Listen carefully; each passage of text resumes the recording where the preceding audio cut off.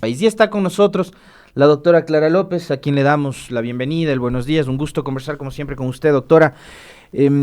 Ayer conversábamos con Antonio Navarro Wolf y yo le decía buenos días, pero no sé si en Colombia son buenos días. Y la verdad es que hemos visto en estas últimas horas cómo ha ido creciendo cada vez más la protesta y al mismo tiempo también el nivel de respuesta violenta de parte del Estado. ¿Cómo están las cosas en estas últimas horas allá en Colombia? Y no sé si usted está en la Bueno, capital, en Bogotá. Bienvenida, buenos días. muy buenos días. En primer lugar, quiero decirles que, bueno, yo no estoy en la capital, yo estoy en una población cercana, pero estoy totalmente incomunicada.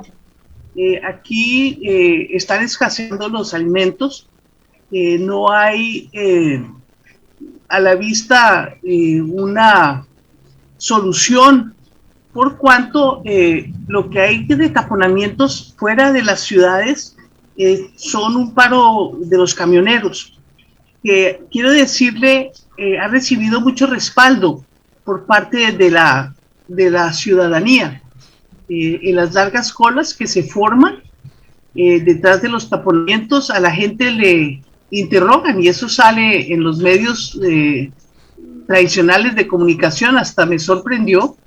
Y la gente dice, sí, no, hay que apoyarlos y tenemos que tener paciencia.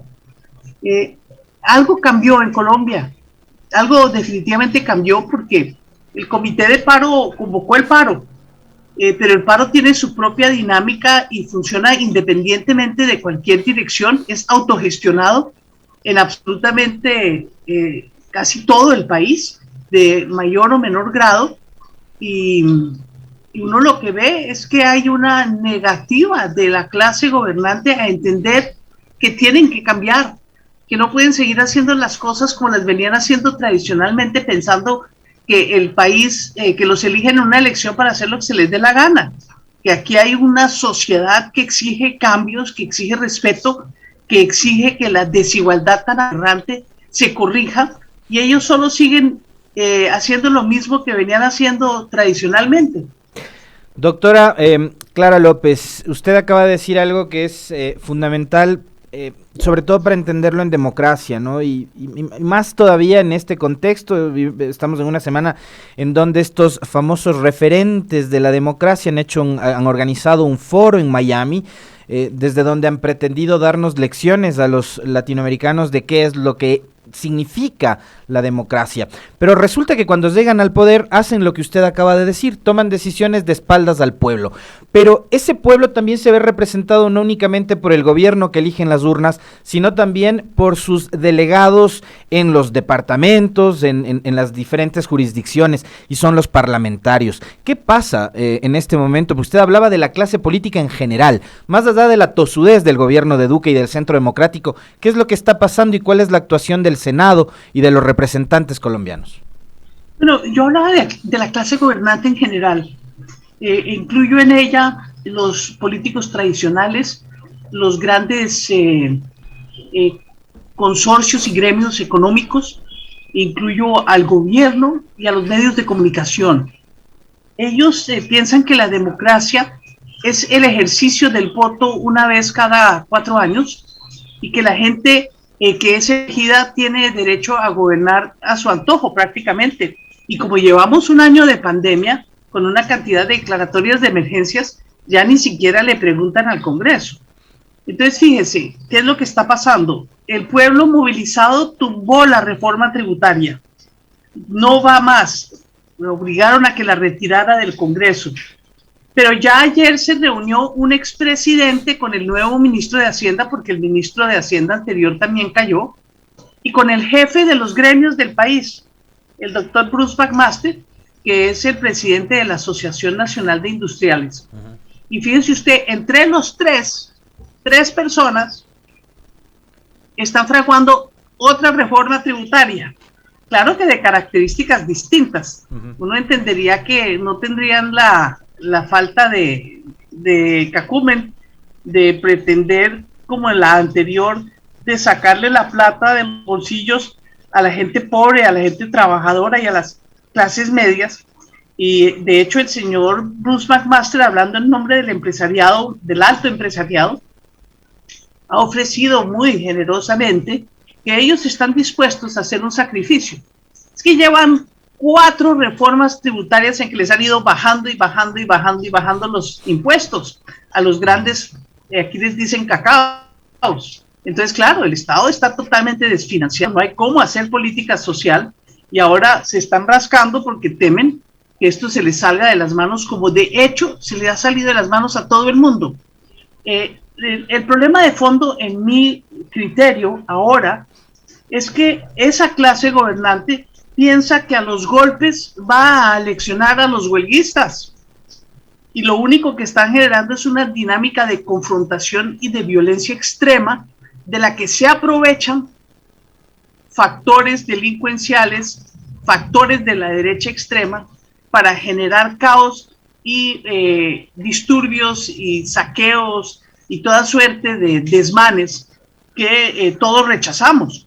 Esta vez no se los han podido endilgar a los manifestantes porque ha quedado ampliamente demostrado que quienes están haciendo los disparos son de un lado la fuerza pública y de otro lado personas de civil que andan haciendo disparos y asesinando a los dirigentes visibles de las marchas en las calles, que no son grandes dirigentes conocidos ni nombres que la gente conozca, pero que se ve que son los que están encauzando y estimulando la protesta en las distintas ciudades.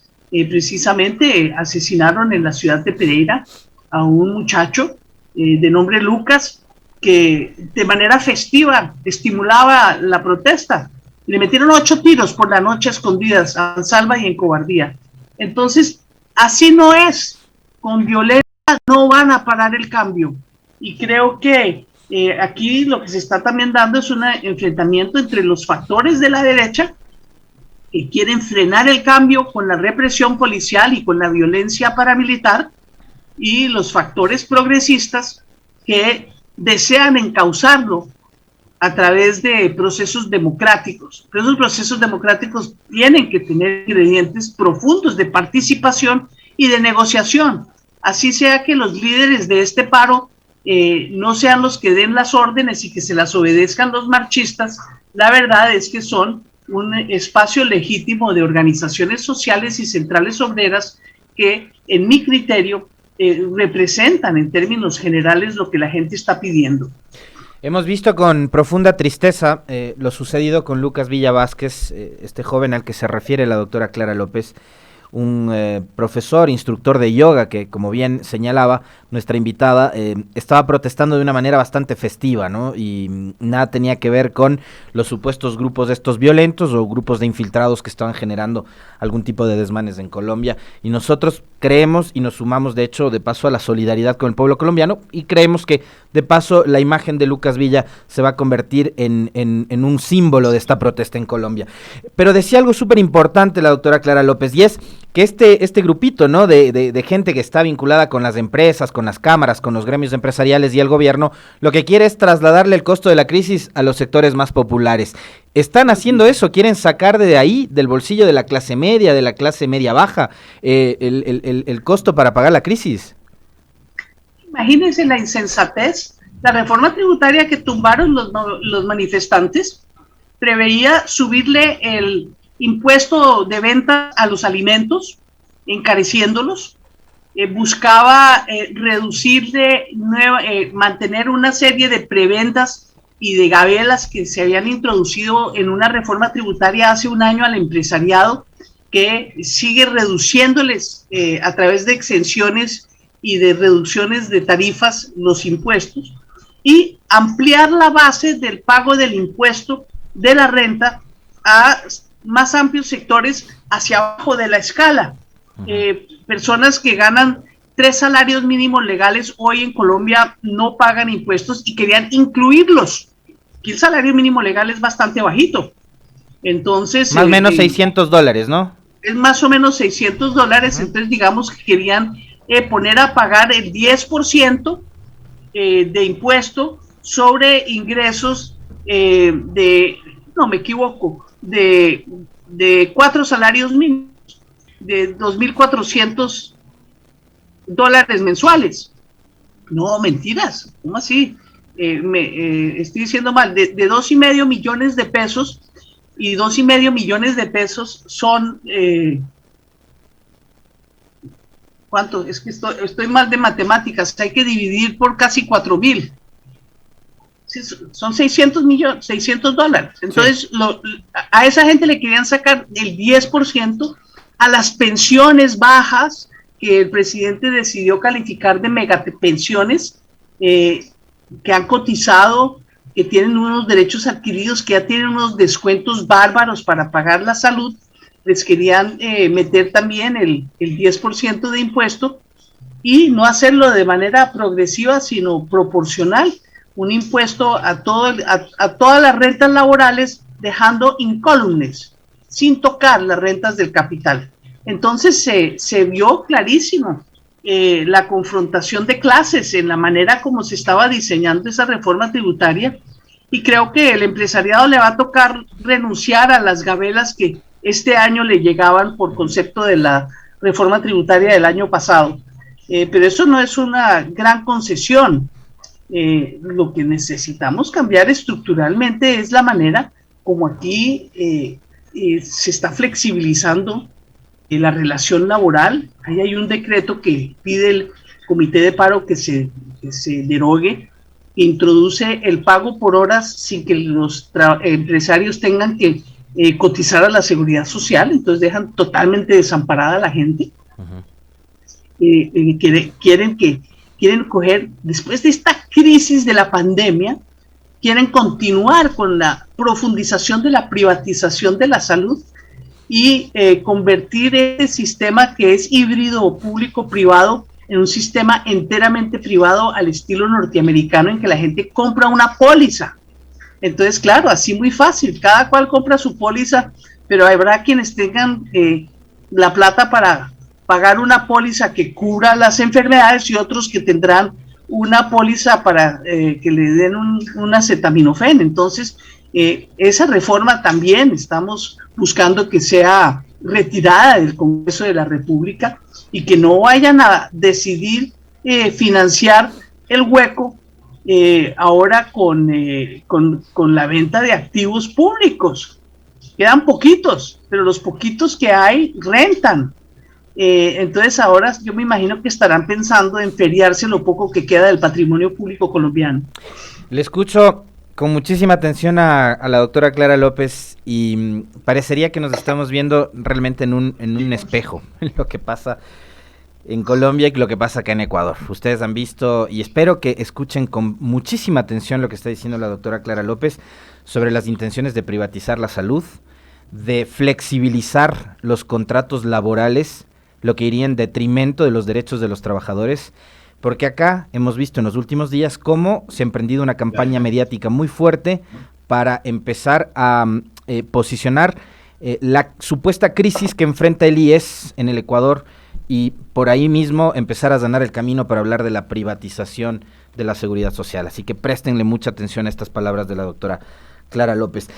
Históricamente, doctora, ¿estas protestas en Colombia serían comparables únicamente con el Bogotazo, aquel episodio triste, lamentable, violento que vivieron allá a mediados del siglo pasado?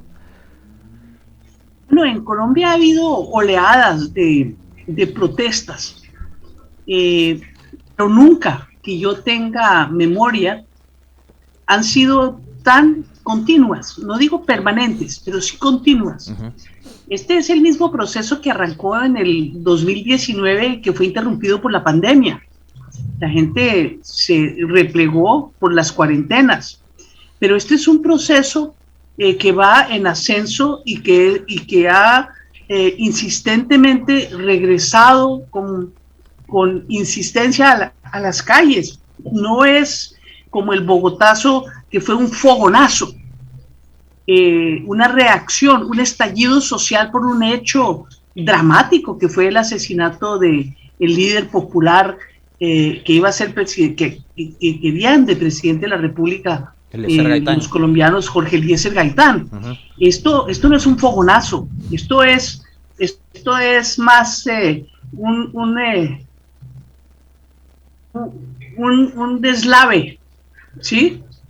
Un deslave que va cogiendo fuerza, porque la gente hizo conciencia, y cuando un pueblo hace conciencia de su poder y voluntad y conciencia de la capacidad de influir, difícilmente se echa para atrás.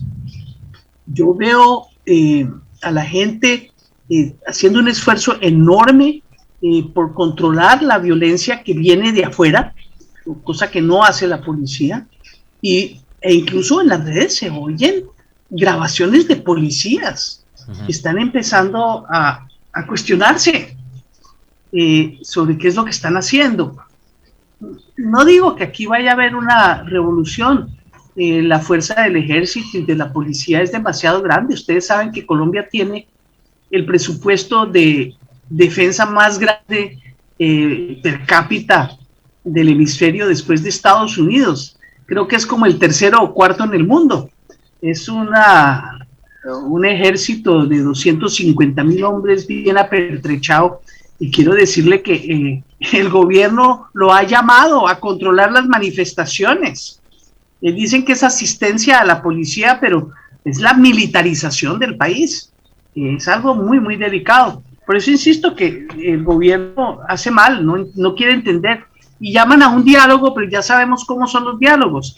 Mientras llaman al comité de paro para que converse, están negociando con César Gaviria y el jefe de los empresarios, el señor Bruce McMaster. Y siguen aporreando a la gente en las calles. Y a propósito de esto que usted acaba de señalar, ¿qué tan nocivo es? La misma pregunta le planteaba Antonio Navarro ayer, pero quisiera también su opinión sobre esto, doctora, y a propósito de algo que decía usted antes, de que hay sectores interesados en generar el caos.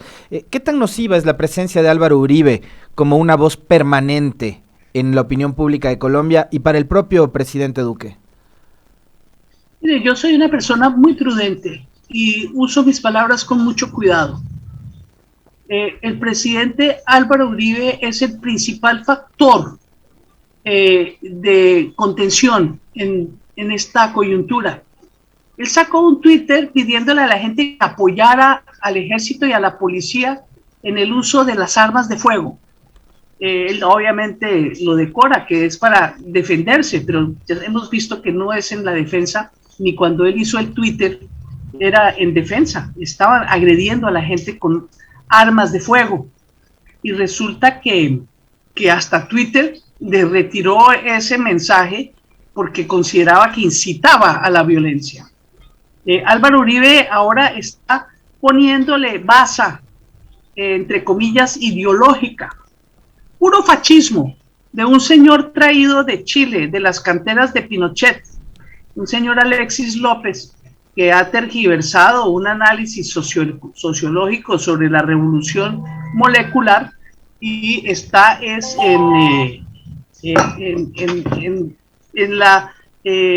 el viejo cuento del enemigo interno. Como ya no hay el comunismo internacional a quien echarle la culpa, y ni siquiera los Estados Unidos está en esa guerra fría, entonces ahora dice que es que los factores del comunismo están al interior del país y que son delincuenciales, y que la movilización es una expresión de esos factores, y que la represión es justa porque una movilización pone en peligro la seguridad del Estado, y que es legítimo dispararle y es legítimo reprimirla. Él es el que le está dando sustento ideológico a lo que está pasando en el país. Es una derecha extrema muy peligrosa que admite la violencia policial y la paramilitar, la parapolicial. Aquí se ha visto mucho hombre de civil, algunos de la policía, algunos no, que están interviniendo con armas de fuego en estas confrontaciones que están manchando la movilización pacífica y no violenta del pueblo colombiano. Esta teoría de la revolución molecular es promovida precisamente por este pensador, entre comillas, ligado al uribismo, entonces. Pues lo trajeron a la universidad militar a que hablara con, en principio, los oficiales retirados del ejército y de la policía, pero ya sabemos que eso es un esfuerzo ideológico de fondo que entra dentro de la matriz del anticomunismo que nos han alimentado durante más de un siglo en nuestro país. Y que es una corriente que está recorriendo a todo el mundo, ¿no? Fíjese cuál ha sido el discurso contra la izquierda en España, el resultado electoral que hemos visto en estos días en Madrid, lo que ha pasado acá en Ecuador mismo y en otros países de la región. Así es. Yo quiero decirle una cosa. Yo tomé el curso de ascenso de generales cuando era secretaria de gobierno de Bogotá. Ellos admiten en ese curso de seguridad nacional a algunos civiles y yo le pedí el acceso a ese curso precisamente a quien estaba de ministro de Defensa en esa época, Juan Manuel Santos, que posteriormente fue presidente de la República, el presidente que firmó el proceso de paz. Entonces él los obligó a que me aceptaran porque ya habían negado mi ingreso. En una de las conferencias nos trajeron a un señor a decir que las ONGs de derechos humanos eran más peligrosas y eran el enemigo principal por encima de la guerrilla, ¿sí? Y daban los nombres, ¿sí? Y claro, cuando yo vi que ahí estaba la ONG de la cual yo hago parte de la junta directiva y fui una de sus fundadoras, pues lancé una voz de alerta y muy firmemente expliqué, y los tipos muertos de la risa. No, doctora, ¿usted cómo se va a imaginar que nosotros vamos a disparar contra gente civil inerme? Eso quién sabe quién lo está haciendo, no somos nosotros. Y algunos de mis colegas de ese curso hoy ya están ante la JEP por haber cometido esa degradación del conflicto armado, que fueron los llamados falsos positivos, que eran desapariciones forzadas de jóvenes de los sectores populares para asesinarlos y presentarlos como guerrilleros muertos en combate a cambio de prebendas, medallas y hasta de dinero, de recompensas. Entonces, aquí la situación es muy delicada porque es un país que recién salía, ya no, eso se frenó ese proceso, recién salía de un conflicto armado, y el conflicto armado, la derecha, que imbuye ideológicamente a la fuerza pública, coloca de enemigo al propio pueblo. Entonces es una situación verdaderamente dramática, porque en España es con discursos, con propaganda falsa, aquí es a bala. Quiero, en el cierre de esta entrevista y agradeciéndole a la doctora Clara López por haber tenido la gentileza de atendernos, preguntarle sobre lo que escuchamos y vimos en las jornadas de estos días, en este famoso y dichoso foro organizado por el Instituto Interamericano para la Democracia en Miami, en donde nuestro presidente, Lenín Moreno, sigue provocando vergüenzas al Ecuador, y ha dicho él, fíjese usted, a diferencia de lo que sostiene este pensador chileno, de que hay esta revolución molecular al interior de Colombia, de que es donde ahí se germina el virus del socialismo y del comunismo, ¿no? Lenín Moreno ha dicho en cambio que Maduro y Venezuela son los que están metiendo sus garras en Colombia, algo parecido a lo que dijo acá durante las protestas de octubre. ¿Qué decir de estos dislates, de estos disparates de Lenín Moreno? De Lenín Moreno y de la gente aquí en Colombia igualmente. Ellos, yo de chiquita, no sé cómo es en Ecuador, pero a los niños los asustan con el coco, que si uno comete alguna fechoría va a venir el coco por la noche a asustarlo. Pues aquí el coco es Venezuela y Maduro y el socialismo del siglo XXI. Y hasta donde yo, que estoy imbuida en la movilización social y en la dirigencia de izquierda de este país, nosotros queremos nuestro propio modelo. Nosotros no necesitamos traer, incluso porque le tenemos profundas críticas. Entonces, eso lo usan es para descrestar a incautos y para seguir en esa matriz anticomunista. Es que un siglo largo de propaganda no es fácil de vencer. Aquí en Colombia el anticomunismo nació antes que el Partido Comunista y ya aparecía en sentencias de la Corte Suprema de Justicia cuando reprimían las incipientes huelgas de los trabajadores en los años, en la segunda y tercera década del siglo XX. Entonces, no, el problema de fondo es que es la insistencia de mantener el privilegio con violencia y hacer el discurso de que ellos son la democracia y nosotros somos la antidemocracia, cuando es todo lo contrario. Ellos son la antidemocracia, ellos son los que no han permitido el avance democrático y pacífico del país. Y yo creo que llegó el momento con estas movilizaciones, ojalá que la represión cese con los ojos internacionales posados sobre Colombia, porque aquí lo que tiene que haber es un cambio pacífico. ¿Y el silencio de Almagro, cómo lo interpreta usted, doctora? Y de algunos actores internacionales también. Bueno, para mí Almagro no tiene ninguna legitimidad. Después de que propició el golpe contra Evo Morales en Bolivia, ¿qué legitimidad puede tener el secretario general de la OEA, que se suponía debería defender la Carta Democrática en todos nuestros países? Para mí él no me merece ni respeto ni confianza. Pienso que debería renunciar y no lo ha hecho precisamente porque en el continente existe la intencionalidad, que no es solo en Colombia, sino en todo el continente, de frenar el cambio de manera antidemocrática. Lo han ensayado y lo hicieron en el Ecuador con el lawfare, con la guerra jurídica, impidiendo que el presidente Correa pudiera presentarse a las elecciones. Lo hicieron en Brasil, destituyendo a Dilma Rousseff, y también con unos falsos procesos judiciales que ya se han caído, impedir que el presidente Lula da Silva se presentara a las elecciones. Pidieron que Evo Morales, claro que allá su partido logró el éxito, pero a él también le impidieron siquiera presentarse como candidato al Senado de la República. Entonces esto es un mecanismo que se está usando, y si no funciona la guerra jurídica, si no funciona la propaganda, pues entonces el fusil. Y yo creo que eso es muy, muy delicado, porque los pueblos en algún momento dado, como está pasando ahora, que hay más educación, que hay más conciencia, se rebelan en contra de tanta injusticia. Y el problema no es solamente de pobreza, como ellos quieren hacer aparentar. El problema es la profunda desigualdad y falta de participación y total ausencia de representatividad de quienes mandan el país, que mandan es en función de unos intereses muy, muy limitados de las altas cúpulas y no en el interés general del pueblo colombiano.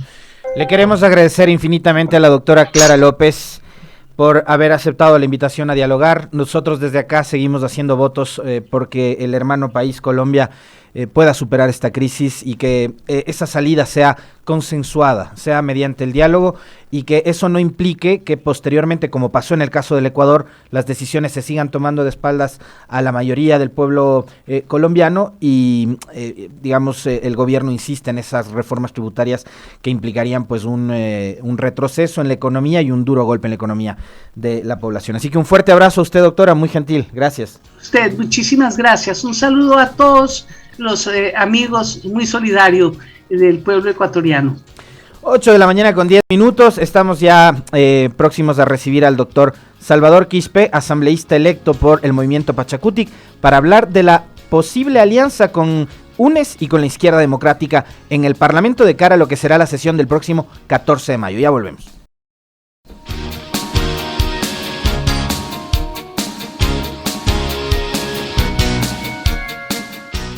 Mayo